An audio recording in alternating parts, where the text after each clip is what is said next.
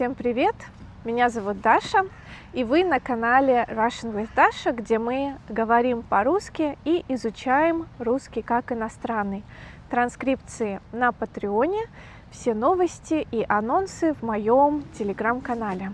Сегодня мы с вами узнаем больше о Наташе, которая уже 2 раза побывала в гостях на моем канале. Мы с ней сняли видео о Петербурге Достоевского и о Петербурге Пушкина. Если не смотрели, ссылка в углу экрана. Наташа, привет! Привет, Даша! Очень рада, что ты снова на моем канале. Скажи, пожалуйста, где ты родилась? Я родилась в Санкт-Петербурге.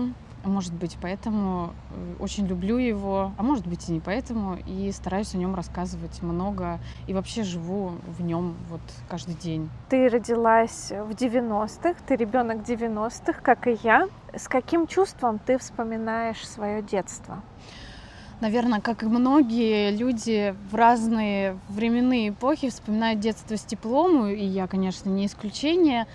В этом случае 90-е я не помню, что было как-то совсем все очень плохо с продуктами, с пропитанием. Да, может быть, лишних каких-то средств особо не было.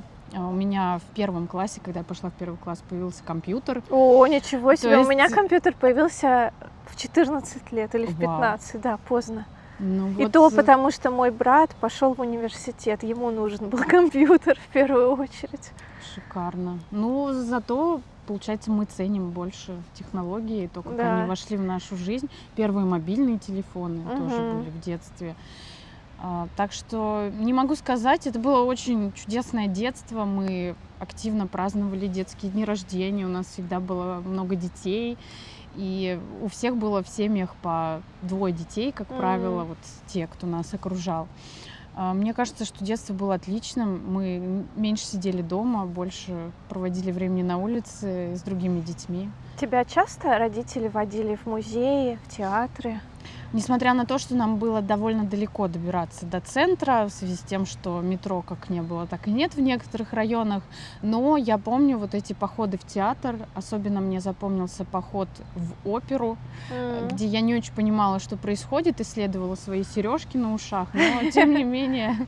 Это было здорово, вот такие походы в театры, в музеи, они были нечастыми, но случались. И в Макдональдс. Кстати, интересный факт про Макдональдс, который сейчас называется «Вкусная точка» в России. Я из Новосибирска, и Макдональдс к нам пришел довольно поздно, когда я уже училась в университете, наверное, потому что, мне кажется, его просто не пускали на рынок. И у меня воспоминание связано с пиццерией. Мы в детстве с девочками, с подружками наряжались, ехали в центр города сидеть в пиццерии, чтобы поесть гавайскую пиццу с ананасами. Как-то захотелось. Да, и банана-сплит мороженое. А вот ты часто с подружками, пока ты училась в школе, выезжала куда-нибудь в центр? Были ли у вас любимые места для тусовок, для прогулок? У нас в основном, так как сознательное школьное детство у меня прошло в Московском районе, все-таки это больше происходило там, хотя от школы мы очень часто ездили в театры по вечерам. И мне очень нравились эти поездки. Это был какой-то такой светский выход, общение с одноклассниками. Но, как правило, мы проводили время в районе Московской станции метро, но в 10 классе, когда я ходила на курсы в музей Достоевского, я приглашала своих одноклассников на экскурсии по центру. И вот это был тоже такой интересный опыт совместный именно по центру города. Чем ты занимаешься сейчас? Где ты работаешь? Это довольно трудно объяснить с первого раза, но вообще я музейщик по образованию, музеолог, то есть тот человек, который занимается музейным делом, имеет высшее образование в этой сфере. Я работала в музеях нескольких, и хранителем фондов, и научным сотрудником.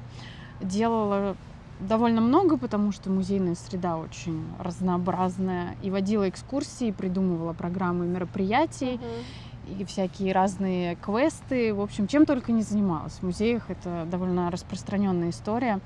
А сейчас я работаю кроме того, что занимаюсь блогом, но это скорее такая история с хобби, Я работаю в просветительском благотворительном проекте, который занимается сохранением культурного наследия. То есть это близко к тому, чем я до этого занималась, но вот уже такая пограничная история, проектная деятельность. Ты мама. Да, я И еще и мама. Чем ты любишь заниматься, когда у тебя появляется свободное время? Есть ли у тебя какие-нибудь хобби? Ну, в общем, да, я часто предлагаю своим домочадцам поехать куда-то за город или в какую-то локацию, где есть культурный контекст, и мы берем с собой даже ребенка периодически, изучаем те или иные места, усадьбы какие-то заброшенные, незаброшенные, новые общественные пространства. То есть получается, что мое хобби, оно перетекает и в личное, может быть, это плохо, может быть, и хорошо. И так выходит, что мы вместе изучаем историю, современность с моей семьей. Так вышло. Какими-то вещами мне очень нравится делиться. Не знаю, моя дочь пойдет по стопам или нет, это ее выбор, но она, например, любит заниматься археологическими раскопками, детскими вот такими наборами. Класс. Представь, что иностранцы приезжают в Петербург впервые. Какие 5-7 мест ты им рекомендуешь посетить и почему? Я думаю, что в первую очередь, ну, может быть, это субъективный, опять же, топ мест, которые я хочу предложить. Это музей-квартира Достоевского, ну, что поделать, так уж сложилось. Это Петропавловская крепость, пройтись по верху крепости и посмотреть на панораму города сверху. Это место, с которого строили Петербург, да? В общем, с которого началась история города. Это начало. Подняться на колоннаду Исаакиевского собора, ну, это достаточно попсовые места, но, тем не менее, хочется туда прийти. Но я бы еще посоветовала съездить в Кронштадт, правда, если это лето, потому что зимой там довольно трудно находиться.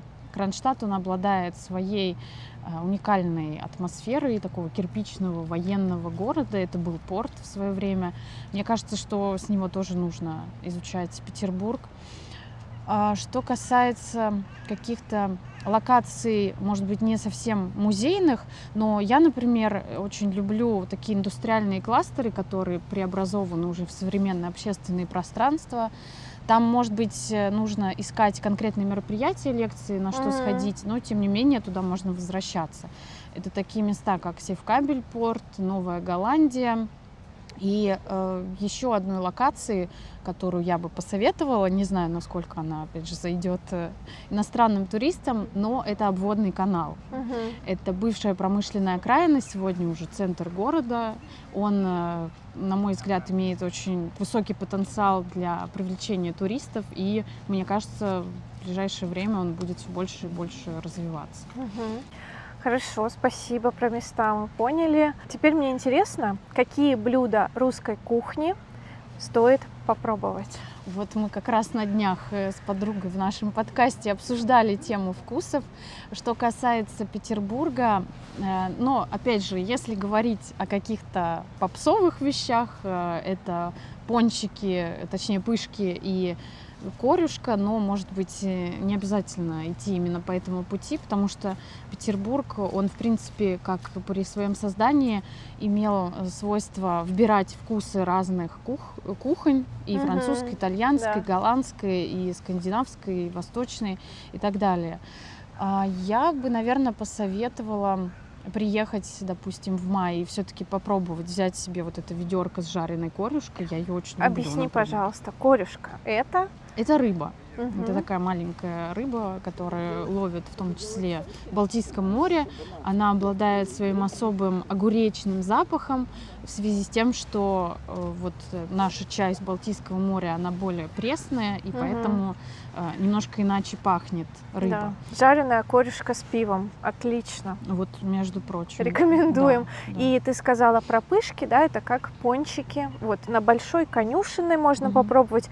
Еще я недавно слышала, что очень вкусные монастырские пышки. Мне кажется, что пышки, с одной стороны, это действительно супер раскрученная история, но Петербург славится еще своими хлебобулочными местами. Это огромное количество пекарен, кофеен, вот куда точно стоит сходить. Это, наверное, не обязательно в какую-то конкретную, а просто постоянно переходить из одной в другую. Хорошо, да, согласна. Теперь блиц. Давай. Любимый парк Петербурга? Наверное, парк Александрия. Мы там бываем довольно часто. Это, правда, Петергоф. Ну, это уже, да, это уже пригород, а все-таки внутри Петербурга.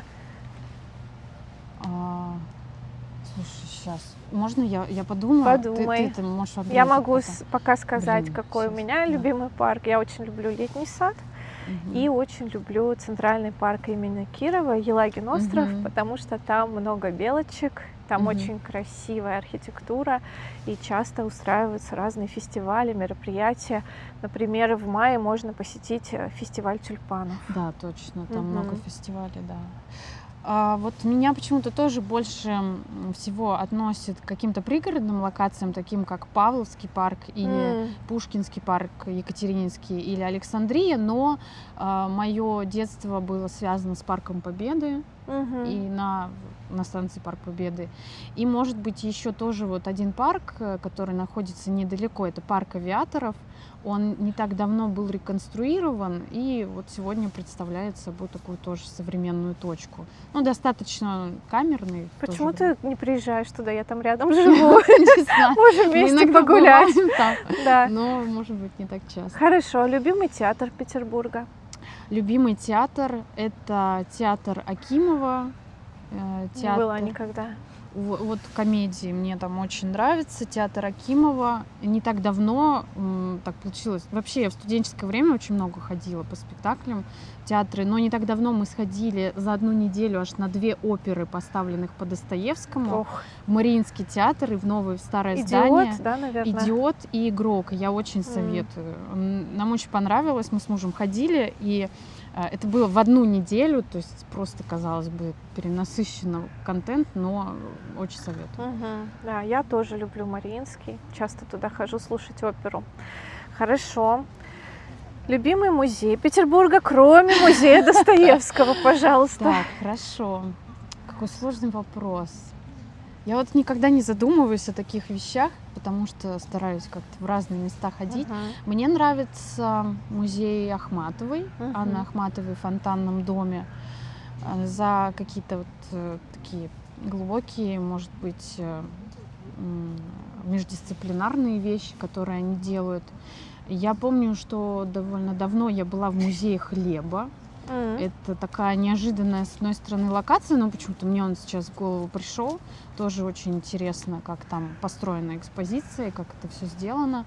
Я думаю, что еще можно посоветовать, может быть, порекомендовать мастерскую скульптора Аникушина, которая на Петроградке находится, потому что там, ну, вот лично мне интересны какие-то архитектурные, может быть, такие краеведческие проекты, что они делают. И там есть довольно любопытные истории. Вот у них на выставках, да, я была неоднократно, мне очень нравилось. Надо сходить, тоже не была, классно. Хорошо, любимый дворец Петербурга? Любимый дворец? Мне кажется, это Зимний, как бы банально это, простите, пожалуйста, не звучало. Дело в том, что это, опять же, личная история во многом. У нас в студенческие годы некоторые лекции и пары проходили в Эрмитаже, и у нас ввели сотрудники Эрмитажа эти пары, и мы как-то поднимались на крышу Зимнего дворца и его других строений, входили в подвалы, то есть какие-то такие места, которые, может быть, не совсем очевидны обычным туристам. Кстати, я вот еще вспомнила, какой особняк, наверное, мне понравился. Не так давно была на экскурсии там. Это особняк купцов Елисеевых на набережной Мойки, пересечении с Невским. Там сохранились уникальные интерьеры, и в том числе можно найти белоснежных атлантов, которые не имеют отношения к известным атлантам, но тем не менее. Прекрасные интерьеры, очень интересная история этого здания и в 20-е годы прошлого века, а сейчас там находится отель. Но, тем не менее, можно попасть на экскурсию. Круто. Любимый десерт и напиток из русской кухни? Ой, как интересно. Так, любимый десерт это банановый торт по рецепту моей мамы. Ага, конечно. Да, извините, не могу поделиться. Еще мне очень нравятся песочные корзиночки с вареной сгущенкой. Как из детства. Да, я обожаю просто вот все, что связано с вареной сгущенкой. Не знаю, в курсе ли иностранцы, что такое вареная сгущенка. Да, Надеюсь, в курсе что да. condensed milk и напиток из русской кухни. Я очень люблю чай. Просто черный чай без сахара. Я могу пить его литрами каждый день. Ну, вот, казалось бы, это все очень просто, но без него, мне кажется, не выжить в наших краях. Конечно. Да и вообще он как-то поддерживает и помогает. А у тебя? Я тоже пью много чая, но летом я очень люблю квас, особенно муромский квас, великолепный вкус. И про десерт, наверное, мне нравится медовик и шоколадный торт моей мамы. Тоже. Да. Да, это такие закрытые истории, к сожалению. Скажи, пожалуйста, какие у тебя планы на Новый год? Чем займешься? Где будешь отмечать? Это настолько трудный вопрос. Мы уже несколько недель пытаемся выяснить все-таки, как это будет. Честно говоря, нет пока идей. Но, как правило, мы отмечаем примерно одинаково. Мы встречаемся с семьей. Мы празднуем с семьей, потом встречаемся с друзьями в новогоднюю ночь и празднуем где-то до 6-7 часов утра. Это вот прям необходимо. Дочка пока, конечно, ложится раньше, укладывается. Но для меня новогодняя ночь это вообще это особенный, самый особенный день в году. И нельзя лечь раньше, нельзя как-то пропустить это время, это архиважно. Вот 31 декабря я обычно готовлю салат. Ты сказала, нельзя пропустить это время, и рядом сидит человек, который уже 4 раза просыпал новогодний этот бой курантов. Как это возможно? Потому что я из Новосибирска, и разница с Новосибирском 4 часа. И мои родители отмечают Новый год, наступление Нового года, когда у нас 8 вечера. Так как я не люблю есть ночью, мы обычно садимся где-то в 7, начинаем ужинать, открываем шампанское, в 8 поздравляем моих родителей, отмечаем Новый год, потом или идем гулять, или чем-то занимаемся, смотрим какой-нибудь фильм. И потом я просто в 11:30 отрубаюсь, засыпаю. Иногда мой муж уходит гулять в парк, а я просто потом в 5 утра вот так на диване в непонятной позе просыпаюсь. Ой, как классно, наступил новый... На самом деле, да, я люблю так отмечать. Не знаю почему, мне прям кайфово. Но вот ты все еще живешь по новосибирскому времени. Дело не в этом, просто мне нравится не слышать, как гремят салюты. Вот это да, да, это и интересно. Зато я люблю 1 января просыпаться рано и куда-нибудь ехать гулять, пока еще никого нет. Вот. Да, ребята, у Наташи есть канал, который называется «Жемчужный гид». И если она когда-нибудь сделает субтитры на английском, будет замечательно. Но пока вы можете смотреть ее видео на русском. Подписывайтесь и также переходите в Наташин телеграм-канал, она там рассказывает интересные вещи о Петербурге, приглашает на выставки, мероприятия и делится полезной информацией. Вот. Спасибо, Даша, что поделилась этой информацией. Да, всех жду. Будет очень здорово. Спасибо, что досмотрели видео до конца. Транскрипции на Патреоне. Пишите комментарии, будем очень рады вашим вопросам, Наташе или мне. И о чем снять следующее видео, тоже буду рада услышать. Всем пока. Так, быть.